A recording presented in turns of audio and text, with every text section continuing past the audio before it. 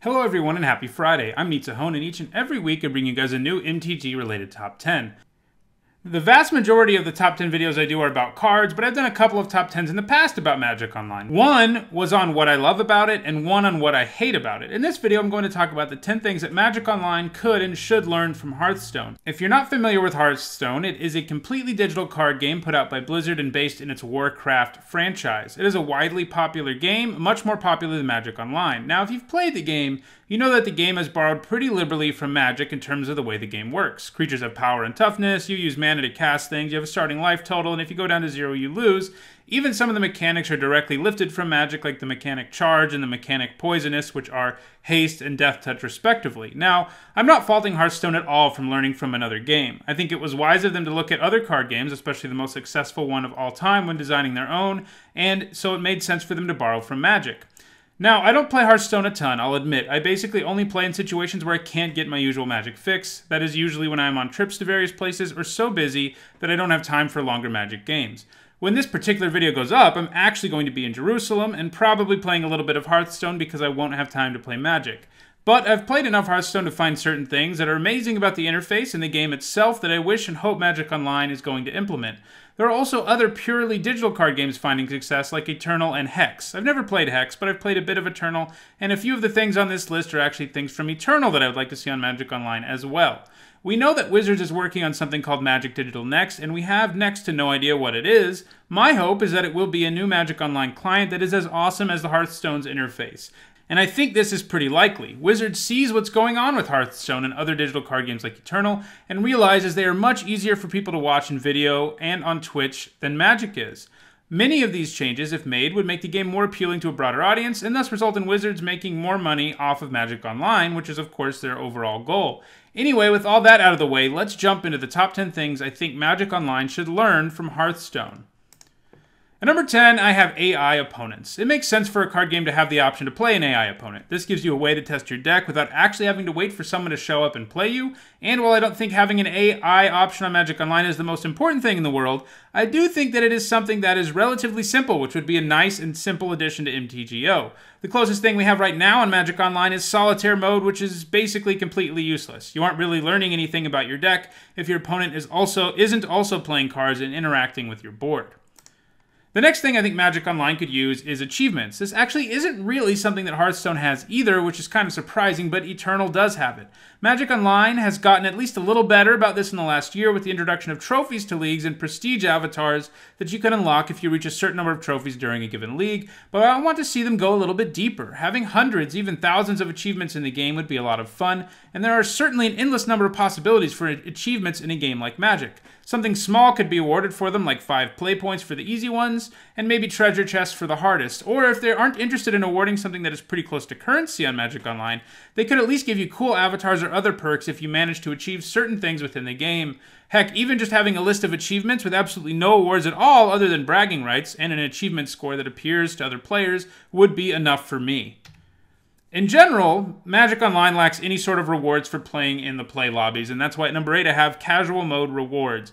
In Hearthstone, winning 3 matches in any format on the game gets you 10 gold. This is not a significant reward by any means, but if players playing in the play lobbies on Magic Online could earn 10 play points for every 3 wins they get, that would be pretty sweet. Now, obviously, the big problem here is people manipulating the system, so something would need to be put in place so that people couldn't just easily rack up these play points by conceding to one another over and over again, but that seems like a relatively easy fix. Similar to the achievements I mentioned, adding another layer of minor rewards to the game would make it so people were more interested in spending time on the client on a daily basis, which in the long run means more money for Wizards.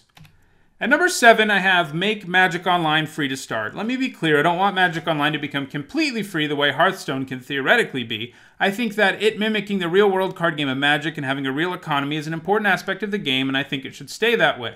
However, it actually costs something just to start a Magic Online account, and I think that's a pretty big travesty. Sure, it doesn't cost a lot, only $10, but it shouldn't cost anything. Yes, you get an account with some free cards and some phantom points for your initial investment of $10, but just giving people access to that for free would go a lot better. Once they started playing on Magic Online, enough of them will get hooked and spend real money on the client for Wizards to come out ahead in the end.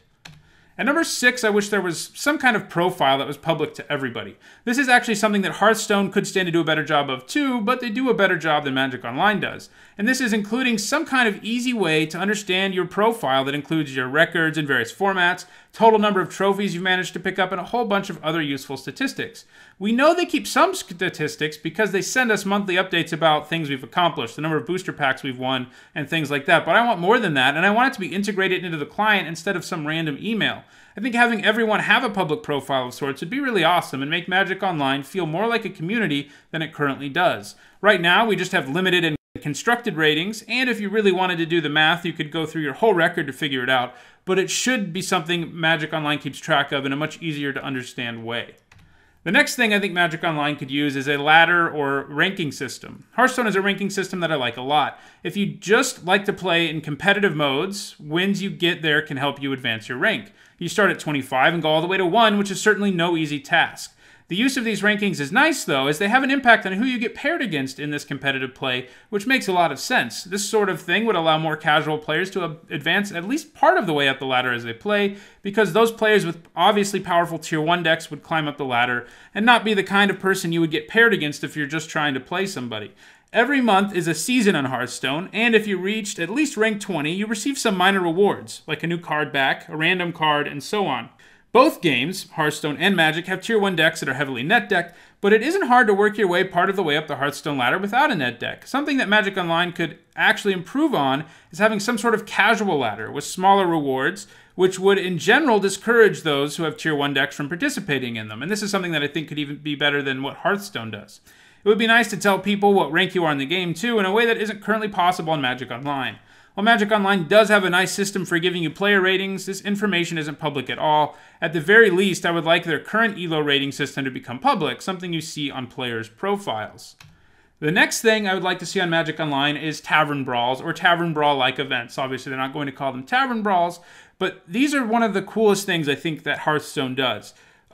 They are weekly events that involve some crazy deck building restriction or actually give you a specific deck to play with random cards in it or whatever, and it basically results in a very different and usually very weird and very fun experience than the game normally offers. This helps keep things fresh. It also helps that if you manage to win at least one Tavern Brawl game during a given week, you're rewarded with a pack. I don't expect Magic Online to go that route, given the fact that packs are basically currency on Magic Online and there is a real-life economy that supports the game, but something like promo cards or avatars that are given for Tavern Brawl-like events on Magic Online would be pretty awesome. It is the kind of thing that would make players want to log on to Magic Online each and every week, since there would always be a new event to have fun with. This would also offer something unique to the online version of Magic. Some random effects and weird decks that are assigned to you to play with are not something that can really be achieved in real life, at least not easily. At number 3, I have daily quests. This is a big thing that I think would help Magic Online a lot. Basically, all digital card games have them. Even Magic Online's more casual version, Magic Duels, offers them, and I think Magic Online should have them as well. A daily quest of something simple, like play 30 black cards that awards you with 10 play points or some other small reward, would be something that would keep people continuing to play on the client and would contribute to the addictiveness of the game, as it offers something to a player of any level to do each and every day. If someone manages to do enough of these, they will end up with enough play points to do a draft, and they're going to get hooked at that point. More people logging into the client on a daily basis has to be good for Wizards' overall bottom line, and it would offer interesting experiences, getting players to play with cards and decks that they just wouldn't have otherwise. Number 2 is a big one. Obviously, we're getting close to number 1, and that is just making Magic Online playable on more devices. Hearthstone can be played on any device, basically. Smartphone, tablet, PC. Magic Online can only be played on a PC, and only on a Windows computer at that, not even on a Mac. At the very least, making it so Mac users can play the game without jumping through hoops should happen in the near future, but so should being able to play Magic Online on a smartphone or tablet. One of the reasons Hearthstone has so many more players is because you can play the game anywhere, and your collection is the same no matter what device you were playing it on. That is literally the only reason I play the game. If I could play Magic on my smartphone while I was traveling, I would hands down play Magic over Hearthstone. And yes, I know I can play Magic Duels and the like, but as someone who drafts 90% of the time when I play, that doesn't appeal to me as much. I can't play Magic Online unless I'm sitting at a computer desk, or at the very least using a laptop, which is still much larger and more cumbersome than a smartphone. Making it playable on a touchscreen would even be a big step forward, since tablet computers are a thing these days. I know Magic is more complicated than Hearthstone, and it makes this task much more difficult, but I don't think it's impossible, and it is yet another thing that would pay big dividends to Wizards if they could pull it off. And at number 1, I just have a complete interface overhaul. At one point, I just had this divided into so many different things that I decided to just have it be the number 1, and decided to just combine it into one thing because I wanted to talk about some various other things that Magic Online could be helped by. But the biggest problem of all is Magic Online's interface, just to get down to it. Let's face it, it looks like it's from about 1999. Hearthstone and Eternal use all sorts of animations and effects to convey abilities that creatures have. Hearthstone even has voice actors do work with creatures, or minions as they're called in Hearthstone, all making some sort of sound upon entering the battlefield, attacking, and dying. I know Magic is a much larger game, and its expansions are larger too, but doing this just for rares, for example, or at least for cards that are part of Magic's core group of characters, the Gatewatch, would be very cool. Hearthstone also uses different boards for different settings within the game, so for example, having an Amonkhet looking board for Amonkhet drafts would be pretty cool, instead of the table looking the same no matter what format or set you're playing with. An animation occurring when creatures do damage to players or one another and so forth would all be very cool. These are all things that I know are hard to do for Magic, again, because it is so large, but implementing just a few of these things would go a long way to making things better. Magic Online is, of course, notoriously buggy, as we all know, and making it more stable in general would be a big upgrade. As someone who records Magic Online all the time, I can confidently say that making the changes I've mentioned in general on this list, and especially this one at number 1, would go a long way towards making Magic something people want to watch more readily over Twitch. That does it for this week's MTG Top 10. Let me know in the comments what you think of this. Let me know if you think this is impossible to do for Magic Online and I can't really make the comparison.